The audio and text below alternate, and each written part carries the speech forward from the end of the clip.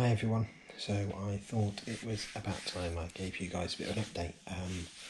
I've not posted a video in probably 2.5 months, and the marathon is now, what is it now? It's the 8th of April and the marathon's on the 28th of April, so we've got 20 days left. Unfortunately, training has been dreadful.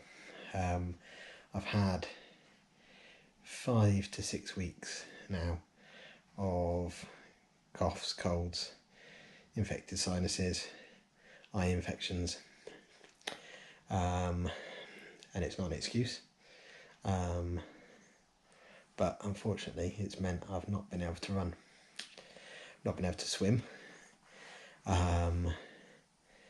so yeah, it's been an absolute disaster. So with 20 days to go, 2 weekends ago, before the latest bout of illness came on, I got out and managed to get 10 miles under the belt, which isn't long enough, but the legs held out for those 10 miles, and I know the legs can hold out for longer if need be. So the initial plan was to train really well for this and get a good time, well, not a good time, but try to beat the times I've done it in previously where things have gone wrong on the actual day. Now, it's fair to say that part one of this challenge of doing the marathon is much more about survival, and getting through it without picking up an injury. As I said, I've not been able to swim, so I got to one swimming session in February and I've not been able to go since. So what I learned from that swimming session was to swim front crawl is a much bigger challenge for me than I expected. Breaststroke I'm fine with, but that won't get me through 2 miles in the Serpentine. So I basically need to learn the base technique again for front crawl, and get the stamina in me to be able to do it for probably an hour and a half. As you know, I've got a bike now.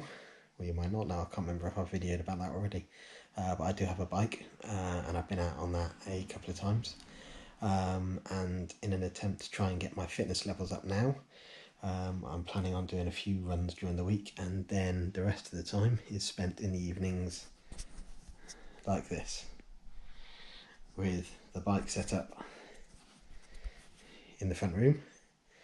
You can see I'm soaked at the moment. I've just finished a half-hour session on there, just to try and get some cardio in me and do some strength work on the legs, but without putting any real pressure on the joints. So that is the plan for the time being.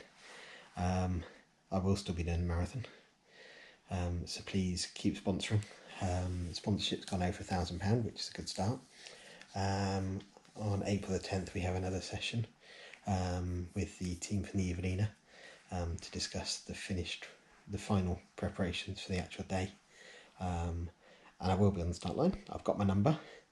I'm in, I think it's the green section, so previous times you'd have seen on TV there's a mass start, that's the red section.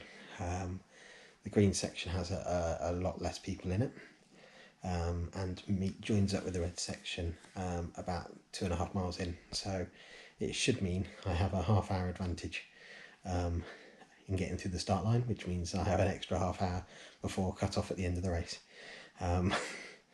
That's not me being pessimistic, that's me thinking I've got to somehow get around 26.2 miles. So yes, but yeah, fundraising is getting there. There's a long way to go. The guarantee that I had to make for the marathon part of the challenge was £2,500, so I'm at about 1,100 at the moment, so there's a long way to go there.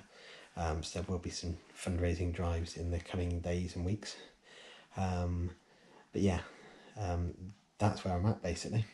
I'll hopefully be getting out for a run at this weekend and some runs during this week, just to try and get some mileage in the legs, and using this bike inside to sweat the calories out of me.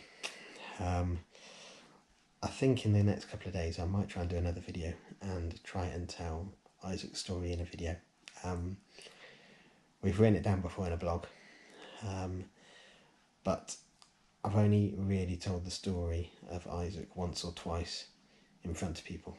And it was very hard and resulted in quite an embarrassing situation, where I spent probably 20 minutes blubbering through telling the complete workforce of Surrey Cricket Club about why the Evelina was special and what an amazing little boy Isaac was in his very short life.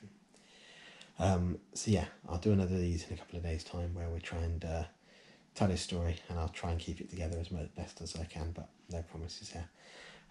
Thank you for your continued support. It's lovely getting messages of support. I know I'm stupid doing this challenge, and I know I've got a very long way to go. Finally, if anyone does want to sponsor me, it's virginmoneygiving.com/running for Isaac. And there's 2 pages on there, one which has the in-memory page and one that has this challenge, which is the one you'll see with about £1,000 on there. So yes, thanks for your continued support, and sorry that it's been so long since I've done one of these, and that it's not a more positive message that things are going really well for the marathon, because they're really not.